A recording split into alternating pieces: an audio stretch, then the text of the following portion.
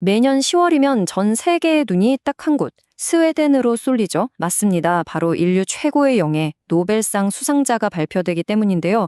근데요, 혹시 이 엄청난 영광이 사실은 몇몇 특정 국가들에게만 돌아가고 있다는 거 알고 계셨어요?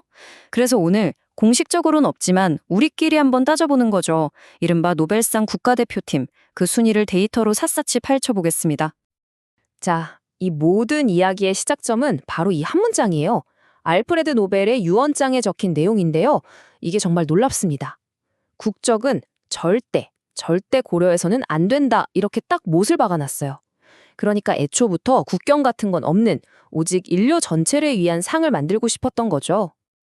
그리고 이 유언의 힘이 정말 대단해서요. 지금 이 순간까지도 노벨위원회는 공식적으로 나라별로 누가 몇 개 탔다 이런 통계를 내지 않습니다.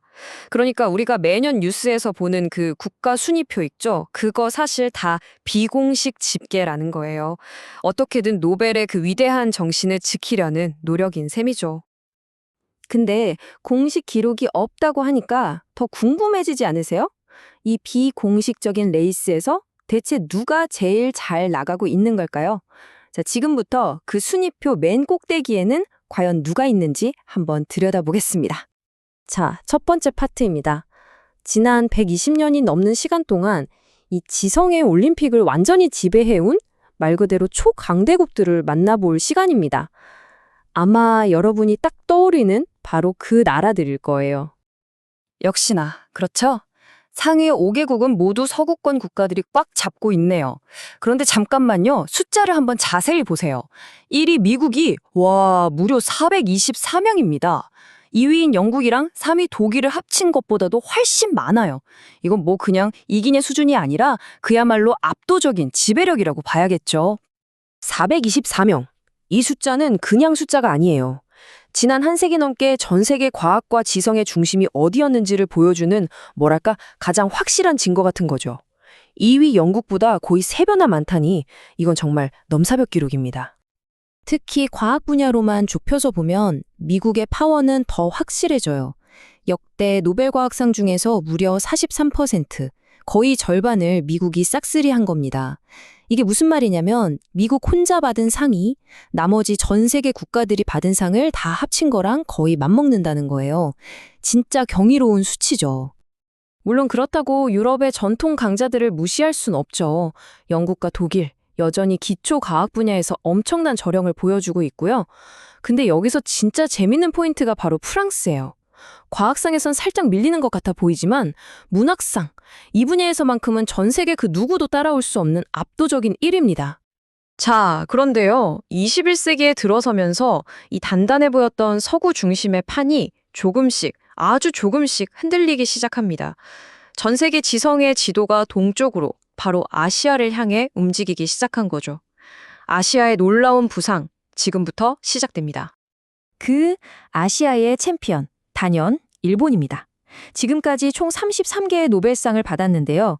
이 기록으로 일본은 비서구권 국가 중에선 유일하게 세계 10위권 안에 이름을 올리는 기염을 토했죠. 하지만 지금의 일본이 있기까지 그 과정이 마냥 순탄했던 건 아니에요. 정말 안타까운 역사가 있습니다. 1901년 첫 노벨상 때부터 유력한 후보가 그냥 제외되기도 했고요. 단순한 번역 실수 때문에 심지어는 논문을 일본어로 썼다는 이유만으로 수상이 무산된 적도 있었어요. 이건 뭐 노벨위원회의 흑역사라고 불러도 될 만한 순간들이죠. 근데 이런 뼈아픈 경험들이 오히려 약이 된 걸까요? 21세기에 들어서면서 일본은 그야말로 잠재력이 폭발합니다. 한번 보세요. 2000년까지 100년 동안 과학상 수상자가 8명이었는데 그 후 불과 25년 만에 25명이 추가돼요. 이 그래프 기울기 보이시죠? 이게 모든 걸 말해줍니다. 명실상부한 과학 강국으로 우뚝 서게 되는 거죠. 이 아시아의 돌풍이 일본에서만 부는 건 아닙니다. 우리 대한민국도 평화상과 문학상에서 수상자를 배출하면서 세계의 존재감을 확실히 알렸고요. 그리고 저 거대한 잠룡, 중국도 빼놓을 수 없죠. 국적 문제 때문에 정확히 몇 명이다 세기는 좀 어렵지만 이미 10명이 넘는 수상자를 냈고요. 특히 2015년에 중국 본토 과학자가 처음으로 상을 탄 건 앞으로 판도가 어떻게 바뀔지를 보여주는 아주 강력한 신호탄이라고 할 수 있습니다. 자, 지금까지는 나라별로 좀 크게 살펴봤다면 이제는 렌즈를 쑥 줌인해서 수상자 한 사람 한 사람에게 초점을 맞춰볼게요. 국적이라는 꼬리표를 떼고 보면 이 위대한 천재들에게는 또 어떤 공통점이 있을까요? 생각보다 꽤 의외의 패턴들이 보입니다. 그러니까 국정 말고 또 뭐가 있을까요? 이분들의 공통점. 첫 번째 단서는 바로 성별입니다. 결과를 보면 이건 뭐 충격적일 정도로 명확합니다. 지난 120년 동안 과학 분야 수상자의 97%가 남성이었어요. 여성은 단 3%에 불과했습니다. 이 압도적인 수치 차이가 지난 세기 과학계가 어땠는지를 그냥 한눈에 보여주는 거죠. 그리고 또 하나 아주 흥미로운 패턴이 바로 나이예요. 이게 무슨 말이냐면 점점 수상자들의 평균 나이가 많아지고 있다는 겁니다. 모든 과학 분야에서요. 그만큼 현대과학이 점점 더 복잡해지고 하나의 연구 성과를 제대로 인정받기까지 훨씬 더 오랜 시간이 걸린다는 뜻이겠죠. 물론 이런 모든 통계를 그냥 가뿐히 뛰어넘어버리는 전설들도 있습니다. 바로 노벨상을 한 번도 아니고 2번이나 받은 사람들, 이른바 더블 위너 클럽이죠. 마리 퀴리로 시작해서 가장 최근인 2022년 칼 베리 샤플리스까지 인류 역사상 딱 5명뿐입니다. 이분들이야말로 정말 인류 지성의 정점에 서 있는 분들이라고 할 수 있겠네요. 자, 그럼 지금까지 살펴본 이 모든 데이터들을 가지고 우리는 과연 미래의 노벨상에 대해 어떤 그림을 그려볼 수 있을까요? 다음 세기 노벨상의 주인공들은 어떤 모습일지 마지막으로 한번 정리해 보겠습니다.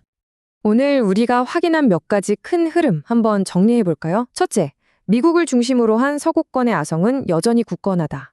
하지만 둘째, 일본을 선두로 한 아시아의 약진이 그 지형을 바꾸고 있다. 그리고 셋째, 수상자들은 점점 더 나이가 많아지고 있고 성비 불균형은 아직 해결되지 않았다. 마지막으로 이 모든 변화 밑바탕에는 이제는 혼자가 아니라 함께한다. 즉 국제 공동 연구가 새로운 대세가 되고 있다는 점입니다. 그래서 마지막으로 여러분께 이 질문을 던지고 싶습니다. 연구에 더 이상 국경이 없어지고 협력이 필수가 된 지금, 과연 10년, 20년 뒤에 노벨상 리더보드는 어떤 모습일까요? 오늘 우리가 봤던 이 순위표가 완전히 뒤집힐 수도 있을까요? 어쩌면 그 미래는 바로 지금 이 순간에도 세계 어딘가의 실험실에서 조용히 쓰여지고 있을지도 모릅니다.